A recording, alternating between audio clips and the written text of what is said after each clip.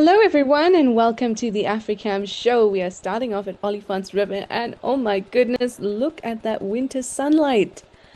It's one of my favorite things about winter in South Africa. Here in Olifant's River, though, it's probably not as wintry as it is here in Johannesburg, but that winter sunlight is just so soft. It makes you want to fall asleep in it. And I'm sure this elephant feels the same way, but of course, we can't have a nap if we don't have a snack first. And it's getting right into the river where there's some really nice, mushy, soft vegetation.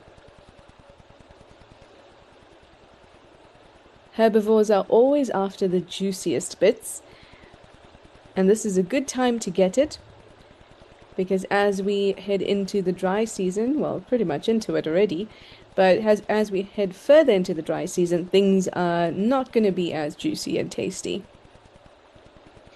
A reminder that we're all live and interactive, so please send through your questions and your comments. I do love to hear from you all, and it's been a while since I've done the Africam show. I'm not sure I remember how. I know there's some really exciting things that have been happening on the Hoedspruit Endangered Species Center at Hesk. You had the birth of those cheetah cubs. I can't wait to see that, Cam. But I'm also really excited to just go through our normal cameras, which I feel I haven't done in such a long time. Amberco, you're waving hello and you say coffee and blueberry muffins as you enjoy the show. And thanks for being here. You always learn something new. I'm so glad. I'm so glad that you have a blueberry muffin because I love blueberry muffins and that you're enjoying the show and that you learned something new. Also, Negro, you say good morning and afternoon from British Columbia. Thank you very much. It is a very pleasant afternoon here in Johannesburg. I am sitting in front of the heater though because it is chilly. Jack DeBoy, you say good morning from Virginia. Good morning to you. Thank you for joining us. Kaoru says hi. Zygote says hi. And Casper's Dead Ghost, you say you've got some hot coffee and you're ready for the show. Fantastic. Well, I just got a little note from Kirst, who's sitting in the background, and she said that the cheetah cubs are out. We've been watching and waiting. So let's head over to the Hesk cam. Oh, there we go. Oh my goodness. Oh my gosh, this is too precious. This is the first time I've seen these cubs live.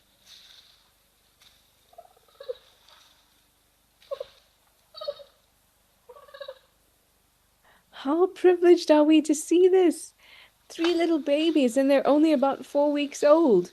Now, I know there is a fourth one, or at least that's what. Oh, there we go. Hello, number four. Oh my goodness, this is just too sweet. There is a lovely Dalmatian here where I'm staying.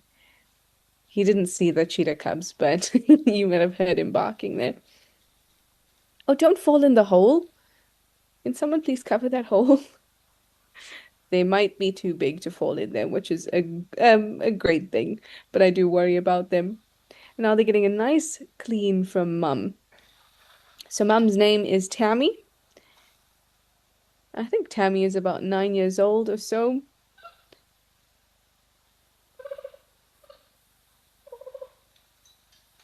Oh, just look at the way that the cubs respond to her.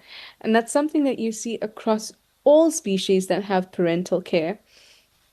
The way that their young responds to them. Every little mo movement you saw as she lied down there, the cubs just walk towards her. They seem to be getting quite brave as well. They're wandering out and very curious.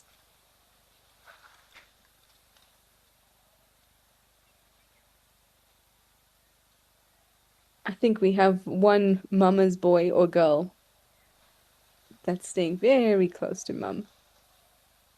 Gosh, imagine having four little babies to take care of at the same time.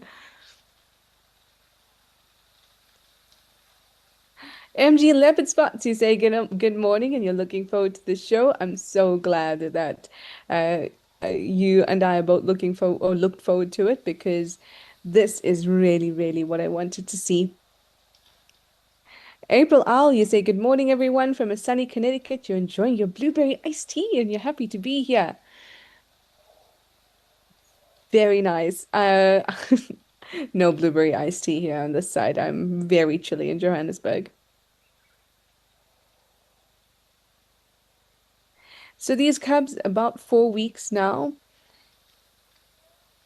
you can still see that they have this mop of hair along their back, a mane. It makes them look very much like, gosh, my brain has just gone blank. What's that very cool? Honey badger. There we go. And that's an excellent defense.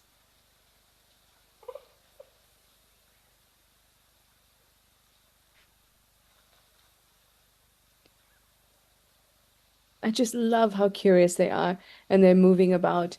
Now, one of the things that it is really important, we've spoken about play so often when it comes to young mammal cubs or lambs, whatever it is, how important play is. But I think, and I think it's the same for humans, but having siblings is also really important in terms of what you can learn socially. Now, just because you don't have a sibling doesn't mean you don't learn any social things. It's just a matter of um, how quickly or the different way in which you learn things. And, single cubs, it's not as if they have a lower survival rate or anything like that. It's just a matter of learning and how they learn. So imagine having four siblings, all the same age.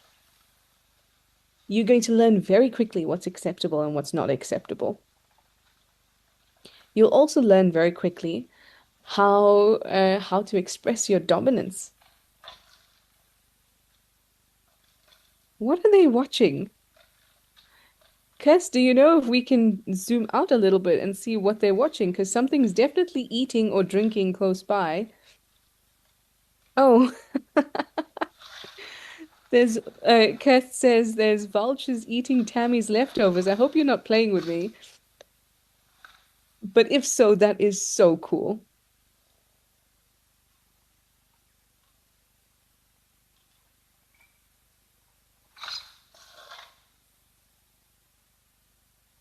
It absolutely captured their attention.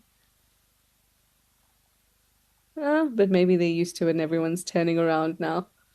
Time to go.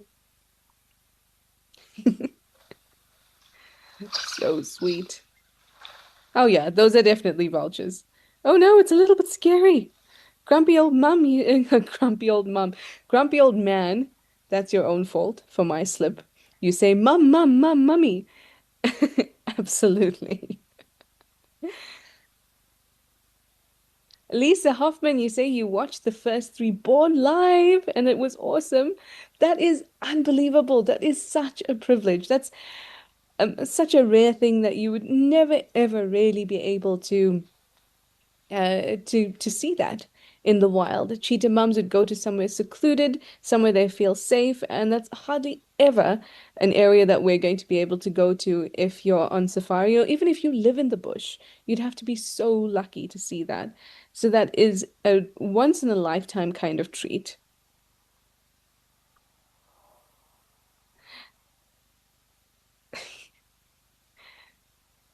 I find it so interesting the way that Hesk is a wildlife sanctuary and their aim is to rehabilitate animals for the wild. So the majority of animals that come to Hesk or are brought to Hesk are not here for their lifetime. Of course, there are some exceptions to that. But the whole point of Hesk is to rehabilitate animals so that they can be re-released. And I find that animals that live together, different species, particularly in places like this, where everyone is safe and there isn't a threat from predators or anything like that, and everyone's getting food. So many of them just learn to live with each other. And I think that's so cool. Kaoru, you say you were looking at them earlier and checked for the honey badger camo. Yep, they definitely have it. And they also, if you looked at them earlier, they seem to have all gone back into their sheltered area now.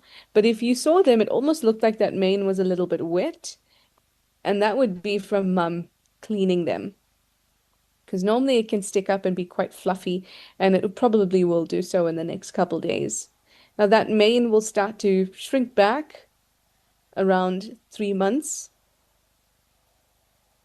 They'll start to lose those long hairs, and they'll start to look like little adults.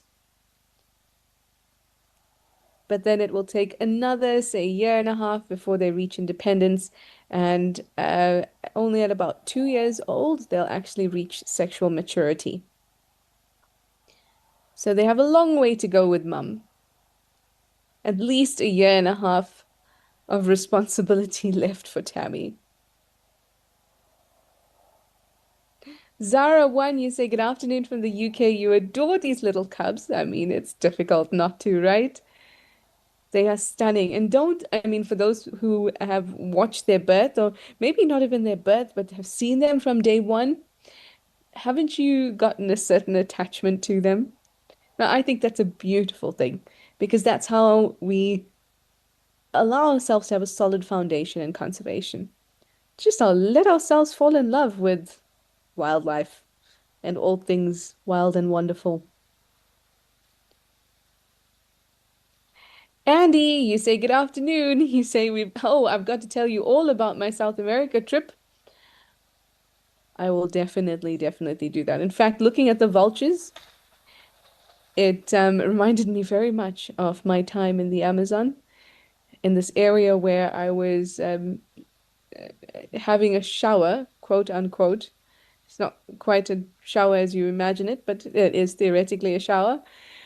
There were, I'm not hundreds, but there were tens of black vultures just around me while I would have a shower, which I thought was really interesting.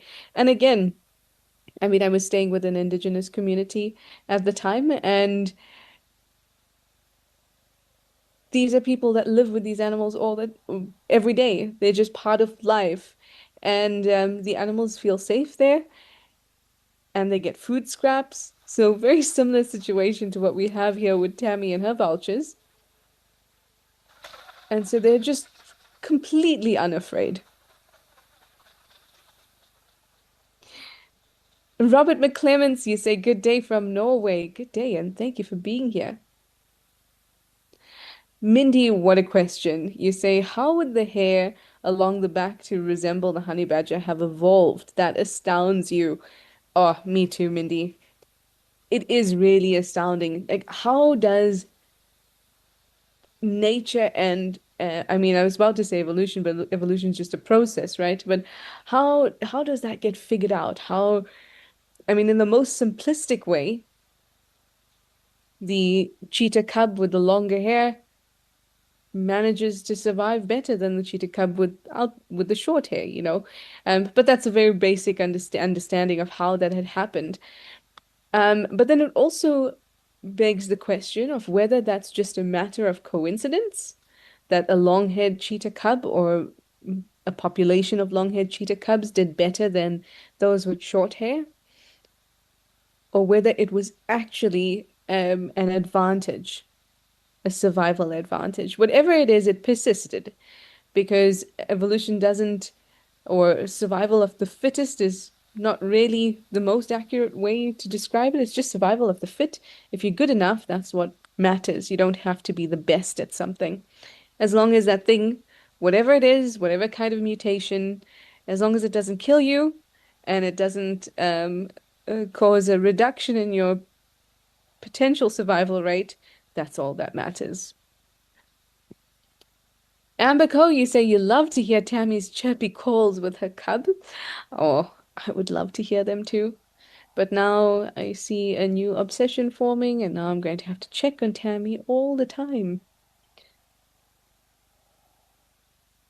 Well, now that her cubs have gone away, how about we head back over to Olifants and have a look at some elephants crossing the river? And I'm sure we'll be right back as soon as those cubs pop out again.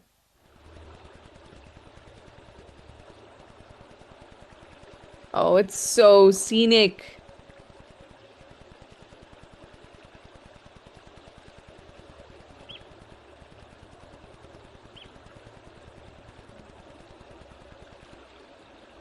You can already see the water level starting to um, lower just a little bit.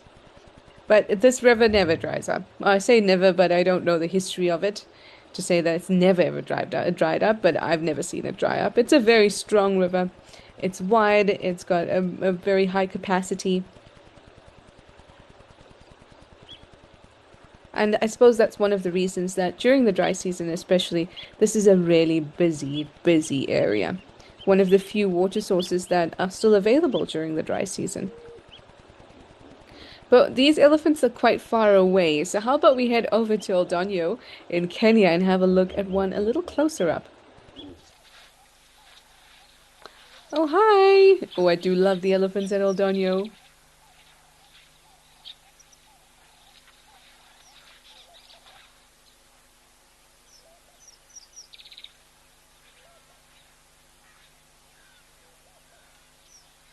It looks a little damp here. I don't know how to explain that, to be honest. But the green has the look of green that's been wet.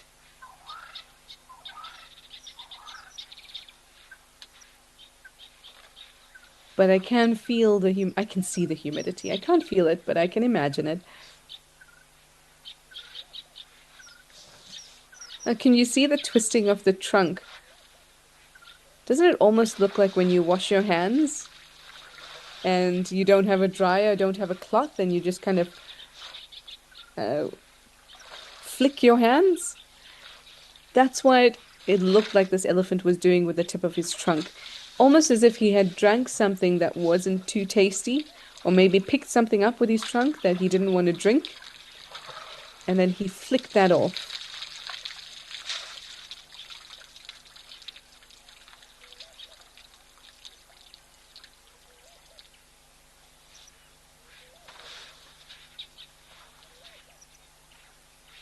I mean, he could just be a fussier elephant.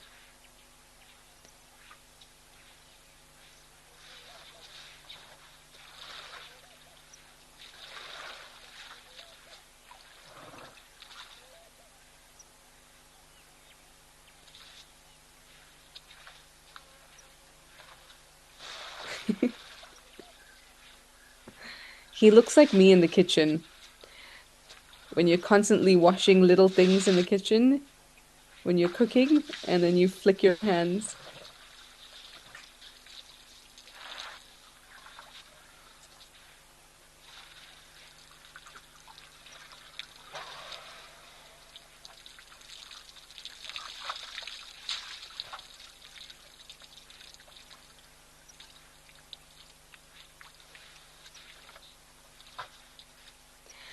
I wonder, so I've not seen this done persistently with an elephant before. I've definitely seen them flick the edge of their trunk, but this is quite constant. It makes me wonder if maybe he's trying to get something out of his trunk. Yeah, you get irritated with the birds.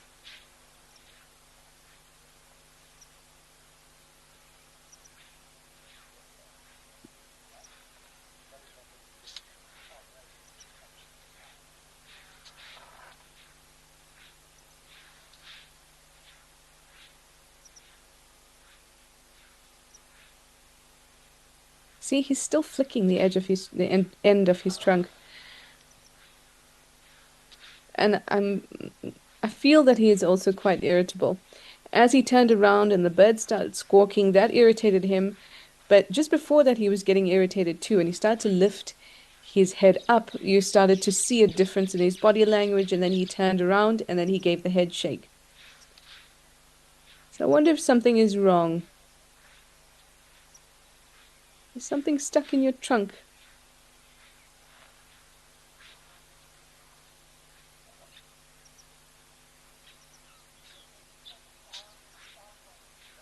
Now that would be a bit of a conundrum. Um, how would we solve that, Ellie?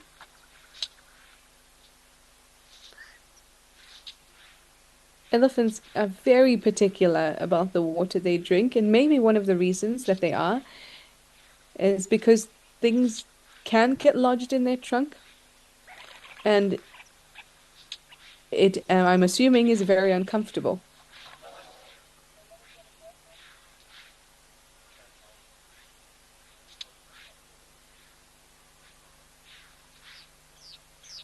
Now, for a big elephant bull, those nasal passages are pretty big, and I don't imagine it to be a rock because they would feel that, but maybe like a twig that has aligned itself horizontally somewhere in the nasal passage. That would be very irritating and difficult to dislodge.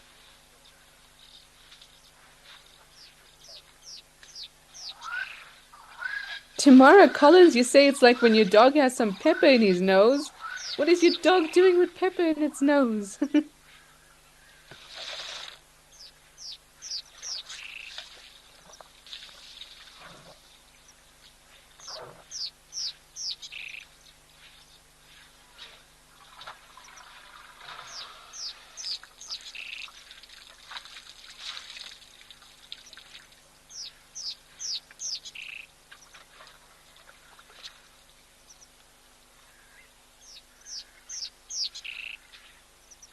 I think we're onto something here, and I think that a horizontally lodged twig is seems right. Next time that he takes a drink, just have a look at the way the trunk curls. It isn't a smooth curl. There's a little bit of a bump, not from the twig, but where the elephant is trying not to kind of squeeze around whatever is lodged in there. Okay, here we go.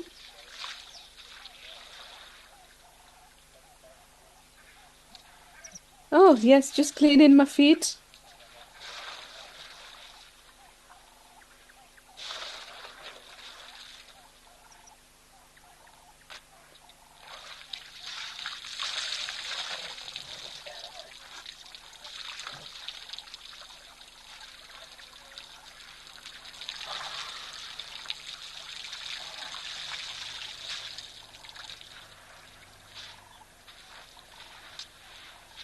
Oh, so yeah, something definitely irritating him. Grumpy old man, I don't think it's a booger, but hey, there's mucus in that area, so it could be that. A really uncomfortable one. But the water should have sorted that out.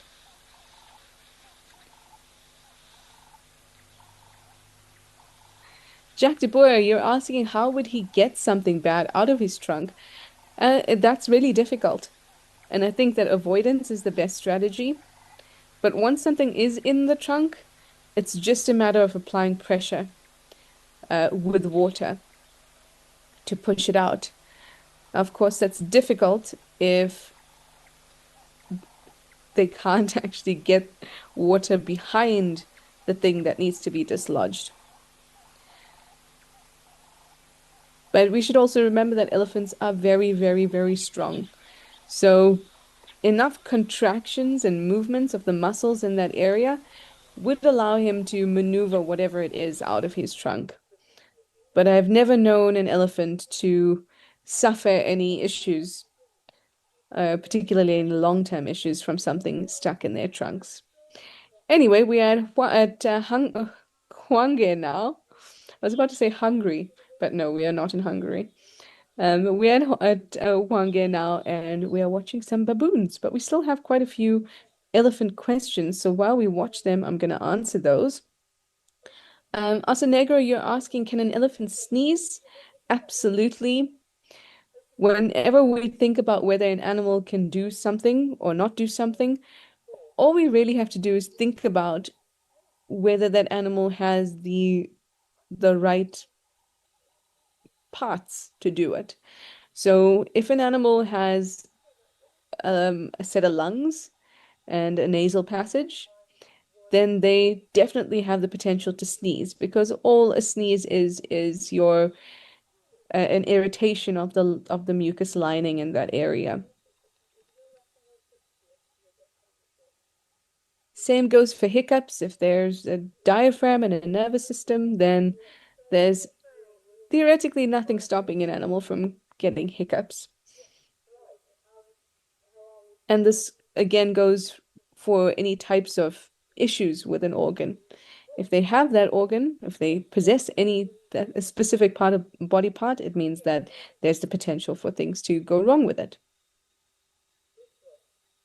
Asenegro, you also wanted to know how old I think that elephant is. He didn't exactly look young, so I would have put him in his early 40s. His skin was starting to sag a little bit, but he didn't have huge deep depressions in his skull just yet. I can hear some humans as well. If you are out on I mean, you don't necessarily have to be out on safari to be able to observe baboons. You can just be in the Western Cape of South Africa or in one of the wild spaces in other areas of Africa where there are baboons. And if you just get the opportunity to see them, sit and watch because there are so many quirky little things. They will make you laugh. It's like watching a comedy show, actually. Even seeing them interact with other animals, they can be hilarious.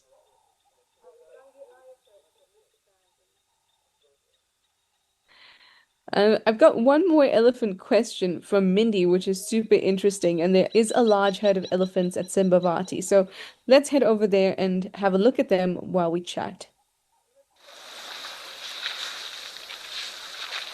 Oh, this is a very large herd.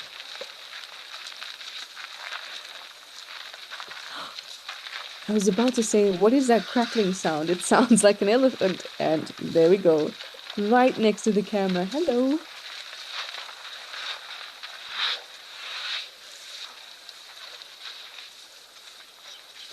So, Minnie, I really like your question. You're saying, staying with the whole evolution topic, you've often wondered why Ellies never evolved better digestive systems. Could it be that their undigested dung provides seed disbursement or dispersal and environments for others like dung beetles? So, a little bit of background for everybody here. An elephant has a pretty inefficient digestive system, and they really only partially digest the food that they eat. Their rate is about 50%. Obviously, that comes with issues. The first being that you've got to eat a lot because you have such an inefficient digestive system, which then again, like you say, Mandy, begs the question, why? Now, the potential explanations that you discuss there, maybe it provides seed dispersal or environments for other animals. Those shouldn't directly affect the evolution of an elephant because those are independent of the evolution of the elephant's survival.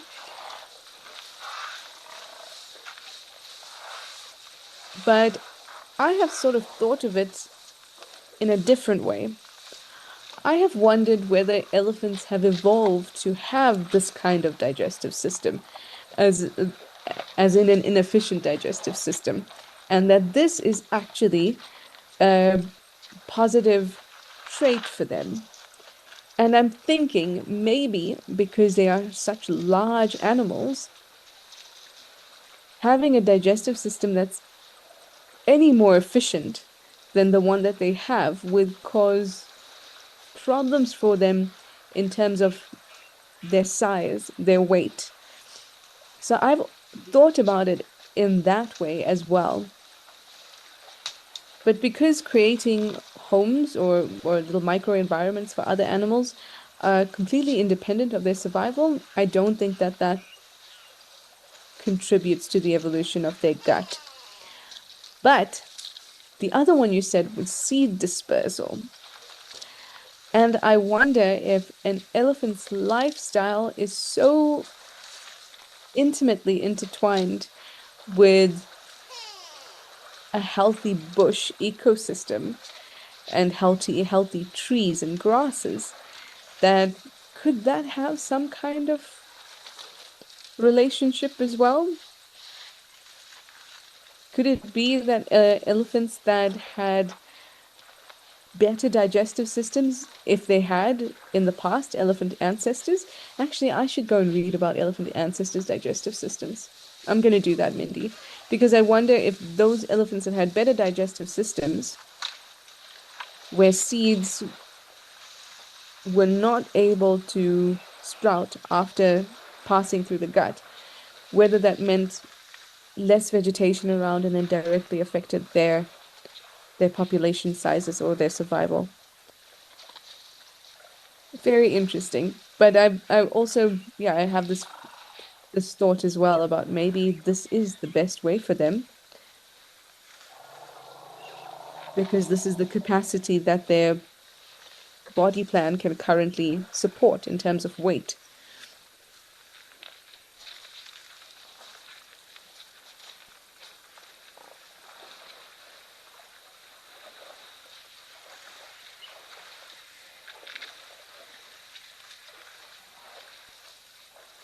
I'm really happy to see that most of the camps that we've been to, at Wange it was a little bit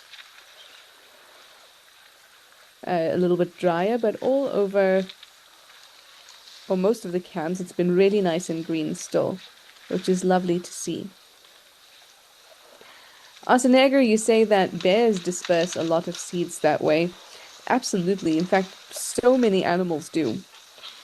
And elephants can disperse as many as 20,000 seeds in a single dung ball.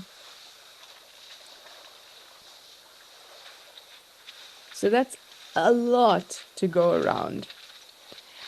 And if it's fully digested,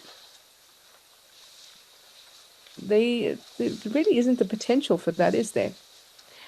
Let's head over to Oldonyo because there's a giraffe there, and a giraffe is a ruminant. And that means that their dung is super processed. It's very, very fine, and you will never see seeds in it, or you'll hardly see seeds in it. Maybe you might see it like, at a microscopic level, something. But when you look at elephant dung, there's just seeds galore, and you can see them with your eyes.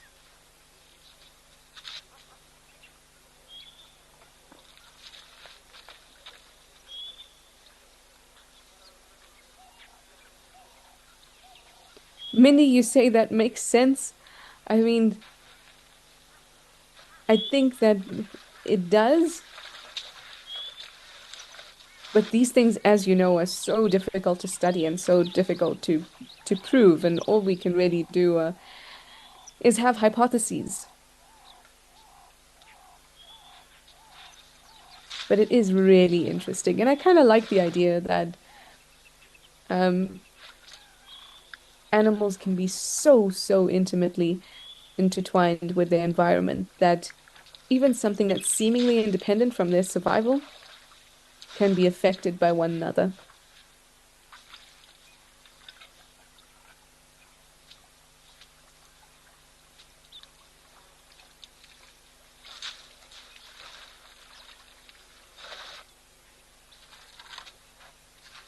Now, this is a different elephant to the one that we had earlier.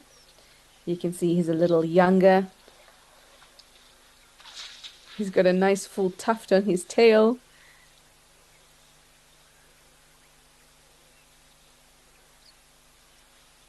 He's not trying to flick the water off of his trunk. But he was very intimidating to this giraffe. The other thing you'll see on his right ear, it's quite entire. So the first elephant that we saw that was flicking his trunk a lot, he had a tear in that right ear.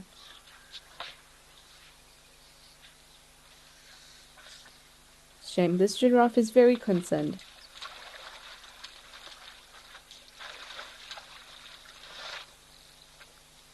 I wonder, because remember when there was that incident of the giraffe that was unfortunately killed by an elephant at this very waterhole? Do we know which elephant it was? Is there some identifying feature or features of that elephant? Because I wonder if that elephant has gotten a reputation. And having watched the giraffes at El Doño, most of them are pretty brave. Giraffes are always uh, cautious, even more cautious than most animals at a waterhole. But here at El Doño, they're pretty brave. They go in for a drink after a little bit of looking around, but they always go in for a drink. But since that incident, I have seen giraffes be a little extra cautious here, but it could be just my bias. Now I'm looking for it and I know a reason for it. But this giraffe is very concerned about this elephant. And I wondered if he could have gotten a reputation amongst the different species here at Oldonio. Wouldn't that be interesting?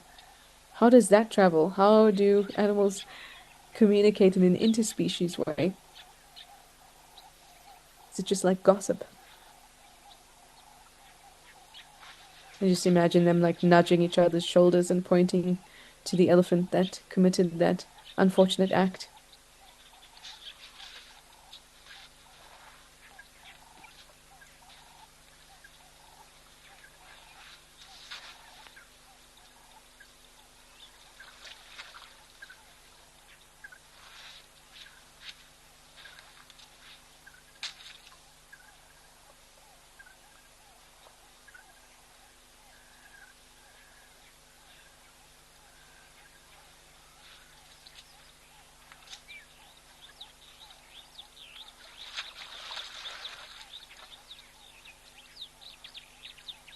Now, another thing to look out for when you're aging elephants,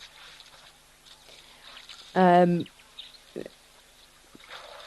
I mean, it's something that you get the hang of the more that you see them, especially when you see them in person. As they get older, I said to you that the elephant before that was flicking its trunk, its skin was extra wrinkly. That's not a great way to go about it because elephants do have wrinkly skin. But if you see a comparison of a younger bull to an older one, you'll know exactly what I mean. It's kind of wrinkly and saggy. But the other thing to look out for that is quite interesting to see, again, only if you have a comparison, is the forehead. So look at the eyes. Now look directly above the eyes. There's a little hollow area. So that hollow area is just a depression in the skull. And as the skin starts to lose the elasticity, those depressions become more obvious. So then you're looking again at an older individual. But now that we have a profile, can you see that there's um, a little point on the forehead? Almost looks a little boxy, just right at the top. As elephant bulls get older, that point becomes more and more and more rounded. So when they're little calves, it almost looks very much like a box. And then when you see really old individuals, my goodness, it is so rounded. That coupled with the sort of those indentations above the eyes and the width between their eyes and their tusks. They kind of form an hourglass shape. And the more obvious that hourglass shape is, the older that elephant bull is. So this one, I think he's still a young guy. I would say he's probably in his mid to late 20s. Ooh, Kurt says there's a baby rhino at Founders. Let's head over and see if it's still there. Although I feel like I saw this message late. Oh, it's still there. Hello, little one.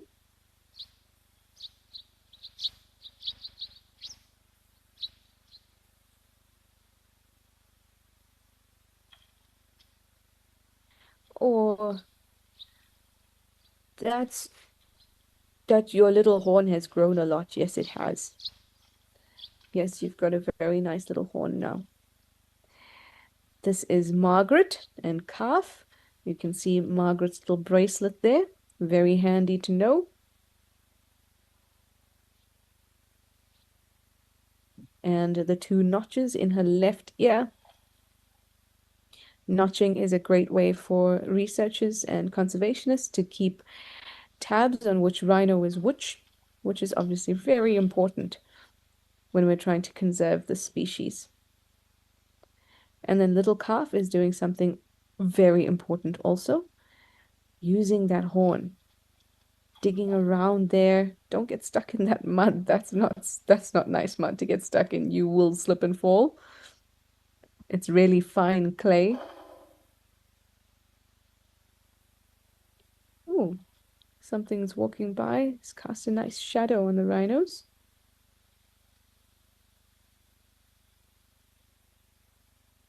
Are those zebras? I think so.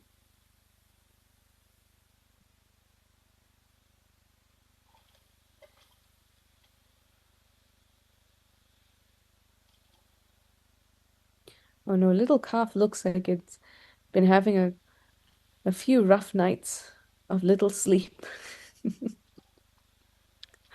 but that's not what it is. Often, and you see this with rhinos quite a bit, those dark circles around their eyes, it's usually moisture. And it happens when they move around in the water and they splash around in the water. They're big, heavy animals like elephants, not as big, obviously. Um, and then when they want to roll around in the dust to help coat their bodies, they're not necessarily doing that around their eyes. So you get these little rings that form around their eyes, making them look like they've had a really bad night's sleep. They also get a lot of buildup in the eyes and they tear, and off you go. Very sweet. Amberco, you say one of the things you appreciate is that when we notice details in our observations, it makes you want to notice more clues when you're looking at something. I love that. I hope that you will continue to do that. It's one of my favorite things, actually, noticing little details about animals. Once you get into it, it's almost like I don't know, like a game. And you get so used to, like, I don't know, your brain gets better at finding those little details. And they can give you so many clues. That's what I love. Anyway, everybody, as the zebras come down to drink, I'm sorry I've got to leave you 2 minutes early today. But it was really nice to spend this time with all of you during the Africam show. Thanks, as usual, for your questions and your comments. I always enjoy having these discussions with all of you, and I hope that you learned something, and mostly, I hope that you leave the show feeling connected to wildlife and with a big smile on your face. So until next time, have a good one, everyone, and bye for now.